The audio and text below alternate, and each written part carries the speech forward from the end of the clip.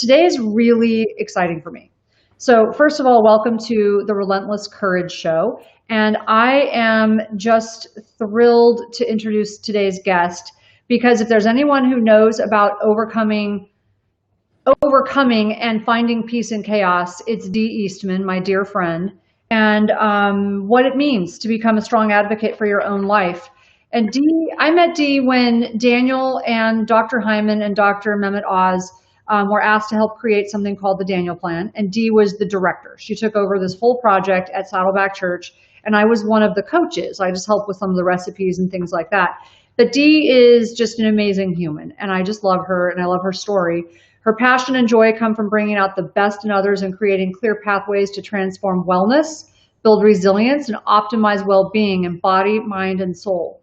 With 30 years of experience in wellness and behavior change, she's had the honor to work alongside world-renowned experts in their field, which I can definitely attest to. I've seen this, and it's been amazing. For the past decade, she's directed the Daniel Plan, an international healthy lifestyle program that has grown to reach millions, spanning 140 countries. And now she has the honor to be the co-founder of a program called Rise, which I spoke for, and it was just a wonderful program. I'm going to have her talk to you about that. But it's a health initiative that customizes coaching, resources, and programs to create a stronger you. So welcome, Dee. It's such an honor. So delighted to be with you, Tana. Really love the topic of your upcoming memoir and all this whole series that you're doing. So couldn't be more pleased to be with you. Oh, thanks, Dee. And you've always been so supportive. And I just, working with the Daniel Plan and doing what we did was just one of the highlights of my life, actually. It was just really amazing to see so many people get well, which is part of my inspiration for writing my book and doing this show. So I've got my new book coming out in January. And the show Relentless Courage is sort of based around that and everything that, I went through to overcome. But as long as I've known you, there are a couple things in your story here that I didn't know, and I think it's going to be just something that a lot of people can relate to. So I know you gave birth and you've raised this incredible family, a huge family. You've got 5 kids, and you're living, this amazing life with your career and your family and all these things. That's what people see on the outside. That's certainly what I saw. But you've experienced a lot of pain, and oh boy, I have a visitor. I might have a visitor or two also. Okay, well, instead of me turning around, he's just going to be there. So tell us about your story and what happened with, I know you've had, this amazing thing to overcome with your daughters and even some of your other kids. So just tell us your story. Okay, so my husband and I got married right out of college. We had a 5-year time just to be married, and then we could not wait to have children. And my very first pregnancy went really well. In fact, like at month 7, I was out bowling with our youth group, feeling on top of the world, working full time. But that night I went into having some contractions. The contractions really picked up. I was like at 31 weeks. Went into the hospital and gave birth shortly after, very premature, and found out that there was severe genetic problems with my daughter. Her name was Kirsten Danielle. But I think for a young couple, mid-20s, very naive in my spiritual life and my personal faith, and at that point kind of felt like, really what faith would do for you in your life, again, very naively, was A plus B equals C. Faith in God, trust in his plan, and you're going to have like an abundant life. But I thought that abundant life meant an easy life. I didn't think first child was going to be born with severe genetic abnormalities. Kirsten was in the hospital for many months, and we went from one surgery to another surgery to another surgery. We went from breathing tubes to feeding tubes to the stomach not working, the breathing not working, so much so that now they thought that she was blind. And it was just like, I just want to say, gosh, it's like over 30 years ago, overwhelming. And we tried everything. We tried every medical approach. We had people come in and pray over her, and we would look at her numbers, wondering if she would grow in her oxygenation. And that does healing. God does heal sometimes, but in this instance, Kirsten was not healed. At 4 months, I was home and got the call. You've got to come to the hospital right away. We're injecting her with medication to keep her heart going, but she's in heart failure, and we're just hoping she makes it until you get her to the hospital. We were living in Huntington at the time. We went to Long Beach Memorial, arrived on the scene. I got to see those beautiful big brown eyes one more time and hold my little girl, and she passed away. Super unexpected. We, like I said, had a picture-perfect pregnancy up until that night of the premature labor. But what do you do with all that pain and heartache? And again, a really young, naive couple, certain expectations of the way your family is going to look. And honestly, I didn't know what to do with the pain of all of it. I can't even imagine going through what you went through. I just can't imagine it. I've seen that in the hospital. I've seen it a lot as a trauma nurse and as a neurosurgical ICU nurse and going to the pediatric units. But that's always been the one thing that I just sort of could not wrap my brain around was the children. Yeah, and I think there was so much pain, so much disillusionment, so much disappointment in my own spiritual journey, and I didn't know what to do with all of it. And so, you know what I did? I didn't do anything with it, and I pushed it all down. I put a happy smile, Pollyanna face on. I still navigated my life, but deep inside, I had never experienced that type of grief or loss or really uncertainty and questions of why would God allow that in my life, which I know not everyone asked, but I really asked at the time and began to continue navigating through. I think a year later, we gave birth to a beautiful boy, Joshua Philip Eastman, and then 3 years later, a beautiful girl, Brianna Marie Eastman. And I think that helped keep that pain. It was still there, but I didn't feel it as much. I wasn't touching it every day because there was a lot of happiness in my life. And then we moved to Chicago for a 1-year internship. And Brianna was only 9 months of age, hadn't ovulated yet. I'm being super personal here, but skipped a cycle and thought I could not be pregnant. I haven't even ovulated. I have a 3-year-old, a 9-month-old. You're just, getting in the rhythm of things. Take a pregnancy test, and there was that plus. I'm like, okay, here we go. Baby number 3 in the middle of an internship year.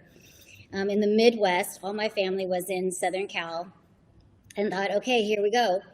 But the real surprise came at 5 months where I went in for a routine ultrasound. And mind you, things are behind medically then. And, we're talking 28 years ago. But the doctor literally said, doctor I'd never met, ultrasound person. Okay, here's baby number 1. Here's baby number 2. Here's baby number 3. Let me see if I can find baby number 4. And then he literally said, oh, no, just 3. And he had no bedside manner whatsoever. He said, let me let the dust settle in this room, and I'll see you back in here in 10 minutes. It's a moment, Tana, I will never forget. And you weren't trying. This wasn't in vitro where you suspected this could happen. Oh, no. Complete surprise. Internship year, not making a salary, 1 year off work. We wanted to be like church planters or at a church in the Midwest to learn how to go and give back to the whole world. And we get pregnant with triplets, not even trying. And it was just quite a moment when I looked up at the screen. Right next to me was my husband, and on his lap was Josh, who was 3.5. And Brianna, who was, 9, 10, 11 months at that point. And then there was my ultrasound screen with 3 babies. Oh, wow. Identical triplet girls. And we knew at that point that God really had a sense of humor. But I think the big news is he said, and by the way, you're 1 centimeter dilated and you need to be at hospital bed rest tomorrow. Oh. And mind you, we had only been in the Midwest for 4 months. We didn't have our friendship network. We didn't have our family. They put me at a level 3 high-risk hospital because of the nature of the triplet pregnancy. And the next day, people really wrapped around us in our community. They helped with Josh and Brianna at home. And I spent the next 8 weeks at hospital bed rest with 3 little girls. Wow. And so you've got these 3 girls. I've met them. They're amazing. And so, but that's not the end of your story. Right. Well, what happened with the triplet pregnancy is there was the triplet delivery is there was a number of problems at my delivery. I was in my hospital, like I said, a high level 3 hospital for a high risk pregnancy, and I was on a lot of medication to sustain not having the labor return. And in that moment at 28 weeks, I really felt like I was going into labor, but the medical team wasn't sure, didn't call the doctor right away. And literally, I was not in the delivery room. There wasn't a doctor present, and Melody was born. So there was a lot of medical mishaps and medical errors at the birth. They gave me drugs to sustain Michelle and Megan from being birthed because they didn't want them to go through the birth canal with having such little permeable brains at 28 weeks. But then because they took so long to call the doctor, again, a lot of medical errors, but Megan and Michelle were born with oxygen deprivation, and both are diagnosed with cerebral palsy. And I think I went into that pregnancy like, God, you really took it out of me. That leveled me with Kirsten. Please don't let anything happen with my daughters. And I think it was, I just want to say the SHIT hit the fan when the triplets were born. There was no pushing it down. It was like a volcano erupting. Like whatever anger or disappointment or bitterness. I was not a happy Pollyanna camper. I would go into that hospital when you give birth at 28 weeks, your babies barely look like babies. They're like 1.5 to 2.5 pounds. Brett's wedding ring literally fit all the way up Melody's calf, over her knee, up to her thigh. No. I mean, you're like, yeah. And then I think with the cerebral palsy diagnosis and all the ensuing medical needs that happen, I think the good part in it is just it allowed me to level up and be honest with my real emotional life, which ultimately allowed me to heal. Bearing it, I just want to say, like, anger or depression is anger turned inward. I had so much depression I was dealing with, but I also had so many bottled up emotions.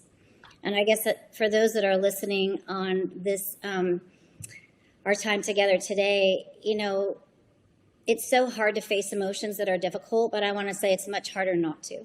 Yeah. Because it comes out somewhere, whether it's migraines or back pain or gut issues or depression or anxiety. And so the triplets birth almost gave me the permission to just really explore what was really there. And I think even in the mystery of my spiritual life, God meeting me in that place, and then true healing really being able to begin to unfold. I want to just say a step at a time, like a little step at a time in my life. Wow. You have overcome so much. I mean, so much. That's a story I think that a lot of people can't quite process. And I'm reading some of the comments, and people are just being so supportive and so sweet. And someone said, "Oh my God, I just have tears right now." And, I mean, I think any mother that's just overwhelming. And, I don't even know how you would deal with the grief and loss at that point. That's just amazing. And it's amazing that you finally felt that permission to do so. Yeah, I felt like during those years in Chicago, I decided I'm going to do this differently. I'm not going to hide my true feelings. I'm going to come face to face with them. We met with a mentor, my husband and I, and they said, we really just want you to finish well this race that you're on, of just the life that you're living. We want you to finish well, and really encourage getting into therapy. So I jumped into therapy. I got support. I was really honest with a friend group. I read a book called Telling Secrets by Frederick Buechner. He's an author that has passed away now, but it was his autobiography of really being authentic in his life, with his close friends, with his circle, and his relationship spiritually.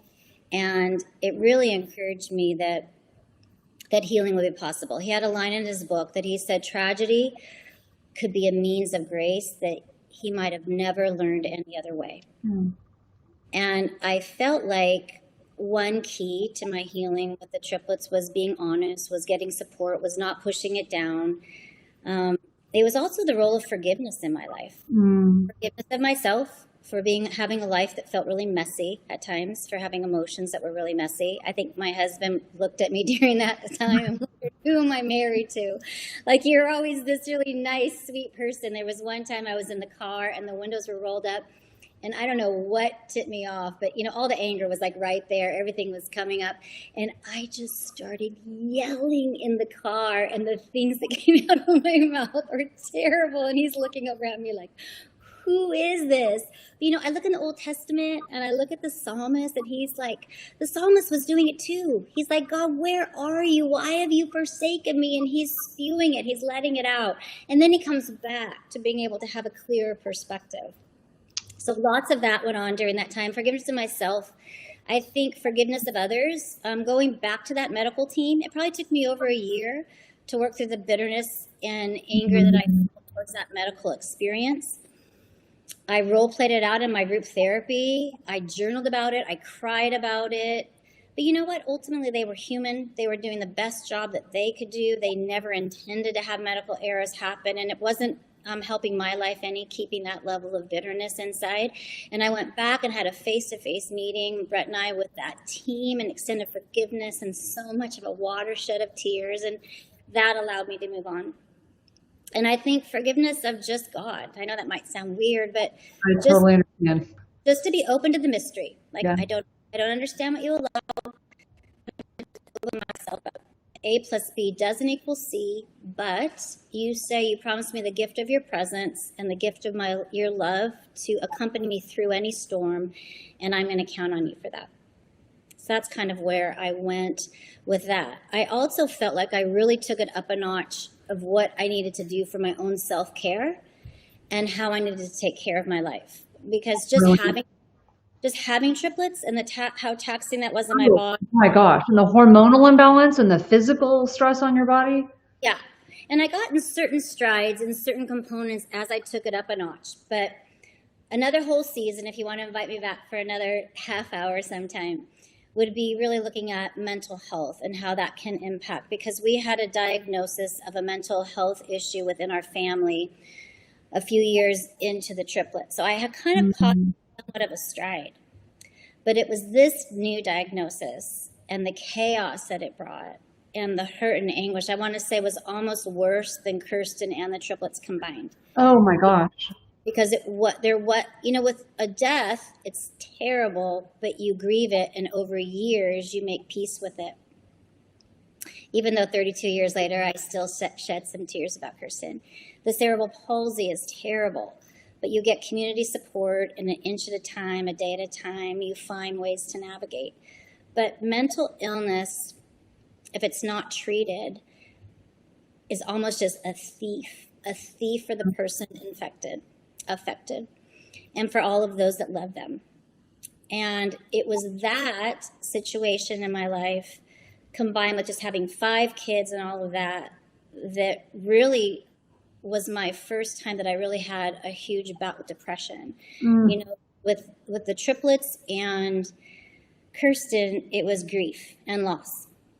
But with the mental illness diagnosis, it was a whole depression. I went through 1 year of like running a marathon, being on top of my game, leading a group of 300 women at Saddleback Church in a study called The Journey, and just really thriving in my marriage and all of that. But the snowball effect and all of the ins and outs of the effects of the mental health diagnosis and the severe difficulty of it, one day I just woke up and I felt like I couldn't get out of bed. No. Like, how does that happen? Going from this person over here to that. But the level of stress and me not understanding the gut-brain connection of the stress that was occurring in my brain, then I started having like complete IBS symptoms. And then, 6-8 months later, a complete depression.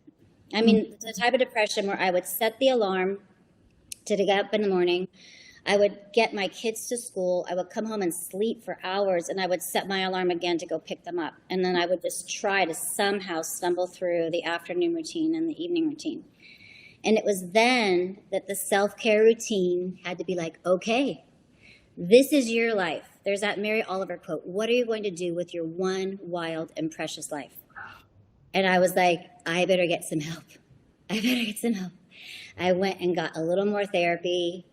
I started really understanding. I let my gut be off balance way too long. If I knew now if I would have known then what I know now, I would have fixed my gut right away and I wouldn't have had the severity of the depression. But I didn't know. So I started changing my food. I started moving regularly. I started taking some supplements. I started journaling and doing a lot of gratitude and sacred pauses. I was really authentic with my feelings, with my friends and my community. But those things wove together like a tapestry in my life. They began to bring healing. And I just want to say they brought such hope in such a dark, dark place, having this kind of body, mind, soul approach to healing. You know, I think most people, I'm reading the comments, and there's a lot of people who are relating to what you're saying. And I think any one of those things would be enough to level someone. But to have all of those things is astounding. And I also have experienced depression to the point where I can't get out of bed. And I just at some point wondered, why am I wasting oxygen on the planet? My life has no purpose, no meaning. Why am I here? And I actually began to question God and wonder if he was even like, it's like, if there is a God, he doesn't love me. So I'm moving on. I can relate, yes. Yeah, but I mean, it didn't work, obviously. That didn't work for me. It's like, how's that working out for you? It did not work well. And God never let me go. He just never let me out of his sights. And for that, I'm grateful. But the thing I know about you, like I said, I didn't know some of this stuff, Dee, and I've known you for a long time. I knew some of it. I didn't know all of it. Nobody would know this. You have done this. You are such an inspiration to literally millions of people. And you've done so much to make such a difference in the world. And that's the part that I think, everybody listening is just like, whoa, how did she survive all of that? But you didn't just survive. You turned it around. That was pain to purpose for sure. So, how would you say helping other people or starting what you've done? I know you have a program, Rise, we're going to talk about and explain that to people, but how does that help you heal? Well, it helps me heal in such a big way. I feel like the things that I have learned, like this body, mind, soul approach, like really taking care of myself physically, like what fuels my body with my food and my movement, what really helps my mindset. I've done a lot of CBT. I've done the is it true question, the 4 questions that I really was imparted so much because of you and your husband, which radically changed the way I think, like having clear thinking, accurate thinking, taking more sacred pauses in the day, the role of gratitude and journaling, like those things became such lifelines for me. I went through a program that really encouraged you to book out your AM and PM routine. Like, what are the bookends of your day? Like, get so clear on what really fuels and replenishes. Like, look at your body, look at your mind, look at your soul, look at your spirit. And what things really fuel your life and revitalize your spirit and give you energy, boost your mood, help your sleep. Like, get so crystal clear on those. But that's not enough. Then it's like, when am I going to put those into my day? And for me, it's like the AM routine and the PM routine. I'm going to have some weave throughout my day. But really bookending those, I can really count on that AM and PM routine. That really I look at those as like my rhythm of grace. And I just want to say, for those of you that are feeling like, man, right now I'm hitting some challenges of my own, I want to say the time you need to be most committed to this AM, PM routine, to these rhythms of grace in your life, is when you feel like it the least. It's on your worst days. It's when you don't even want to get out of bed, when the pillow is heavy and you just want to put the couch or the blankets over your head, or you want to lay on the couch and eat bonbons and a double cheeseburger. Those are the days you need to go, okay, remind me, let me refocus, like what refuels my life. And because it's been such a lifeline for me, to be able to give the gift of it away has been amazing. Through the Daniel Plan, through now an initiative that we started a year ago called Rise, a body, mind, soul approach to healthy living. Honestly, we do a coaching call every Monday for our coaching community. And it's like the favorite part of my whole week. Because I get to, last night, my husband, we were on a call with our small group. And I said, oh, let me tell you something I'm learning from a book I was reading. And I brought out an excerpt and I shared it with a group. And after the call, he was like, you were always learning. And I said, I know, I love it. Yeah, that's I awesome. love to learn. I love to grow. It helps me, but then it's not just helping me. I think it's the pain to purpose is like, let me be able to give it away and let me see someone else benefit from it, because it's been so tried and true in my own life through the depths of despair of my worst seasons in life. This kind of daily rhythm of grace, weaving a body, mind, soul approach has been like a lifeline. And I want to say on any given morning, I can wake up flat as a doornail because of COVID, or the political scene, or the racial injustices, and all of the above, and the fires, and the hurricanes. Right? Can we just keep going? I mean, like, come on. Some mornings I wake up and I'm ready to go, and other mornings I am just like, oh, it's a tidal wave. And you know what? Like, I have a couple things that I do in my morning, but the first things I do is I connect spiritually and I write out some gratitudes, and then I go for a run or a hike or some type of workout. Just that little routine can take a flat of a doornail girl and be like ready to rock and roll. I could not like relate to that more. Yeah. Yeah. I love that. That's one of the reasons people often ask why I picked a warrior. Like, that sounds hard. Why is that my metaphor? Why is that sort of my image that I, in the books that we write, our Brain Warriors Way podcast, everything's about a warrior. It's because when I was so down and out at that point where I just really wished I would die, I realized, like, I'm such a victim. I'm so weak right now. So what's the opposite of that? What is the opposite of what I am? And it was a warrior. Like, that's what I came up with. I'm like, those guys are like always like ready to go, even when they don't want to, even when it's hard, even when they're hurt, even when they're tired. Their training is so intense. Their mindset is so strong. Like, that's what I wanted. And that's why I adopted that. I love that. So I love what you said, that that's when you need to do it the most, is when you're the weakest. Yes. And I want to say, like, your warrior mindset is kind of rubbed off of me. And I would say, if I were to think of a word or a couple words of what I like to move towards in my idea, it would be of a warrior and an overcomer. I should have worn it. A friend gave me a necklace and it has like a long thing that says warrior. But the way I approach my workouts or my food or my mindset or any of that, when you have a mindset of, hey, I'm going to be the resilient one, I'm going to be an overcomer, I'm going to be a warrior, you're very intentional about the things that are going to really replenish your life. And I think that makes a really big difference. Oh, absolutely. Wow. I just like, that story was incredible. And to see what you're doing now, I've actually spoken for your new Rise program, and I love it. You and Sean are amazing together. And it's to take all that pain and put it into helping other people. I don't know that there's a better way. In my mind, there's not a better way to heal. It's sort of what I did too with my writing my story, which was painful. It was hard to do, but it gave me a more balanced view of everything. So when I took the time to write everything in detail, some of those really chaotic, crazy times that I'd been sort of angry about in the past, and I really had to interview people and look at the whole thing and take a bird's eye view of it, it really gave me an adult's perspective to pain that I felt so many years ago and helped balance it out. And I would strongly recommend to people who are listening right now, that's why journaling is so helpful. But when you journal, try to do it from this perspective of getting, like, interview people in your family, and try not to like say anything, let them talk, because sometimes it's hard because those are painful moments, but it can just be so powerful. So I know this is one. Yeah, I think it's been so healing in my life. I wanted to read one quote that's been super. I went back to quotes that I read that I wrote, and I went back to some of my journals prior to this interview. And a quote that meant a lot to me during that time, and still does, is from Elizabeth Kubler-Ross, famous author that wrote on death and dying. She said, when you come to the edge of all the light that you know, and you're about to step into the darkness of the unknown, faith is knowing that one of two things will happen for you. There will be something solid for you to stand on, or you will be taught to fly. Wow, I love that. That is amazing. Dee, you are so incredible. So I want to make sure people know where they can find you. So what's the best way for people to find you? They can go to risetogethertoday.com, and we have a healthy living program on there. The best part about it is we have a detox program, we have ongoing coaching community, we have workshops, but we have a 74-page wellness renewal guide that you can get just by going on and downloading.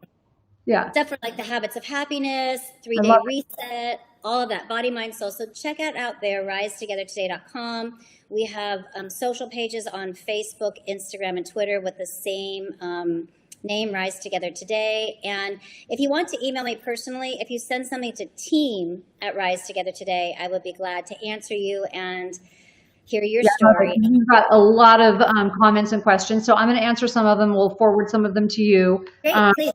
They're really amazing, and we didn't get a chance to answer them today, but I wanted you to just tell that story because it's just so powerful for people who have actually been struggling and really going through a lot. So if you need to reach Dee, she told you how to reach her.